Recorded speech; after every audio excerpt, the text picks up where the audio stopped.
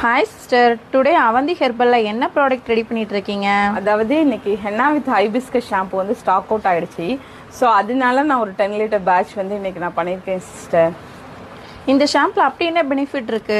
இந்த ஷாம்பு வந்து உங்களுக்கு அப்படியே மருதாணியும் செம்பருத்தியும் அரைச்சி அதுல இருந்து எடுக்கிற சாறுல இருந்து இந்த ஷாம்பு பண்றதுனால நீங்க மருதாணியும் செம்பருத்தியும் வந்து உங்க தலைக்கு போடுறதுனால என்னென்ன பெனிஃபிட் கிடைக்குமோ அது எல்லாமே உங்களுக்கு இந்த ஷாம்புல இருக்கும் சிஸ்டர். ஸோ அதனால உங்களுக்கு ஹெவி ஹேர் ஃபாலாவே இருந்தாலும் நல்லாவே கண்ட்ரோல் ஆகும்.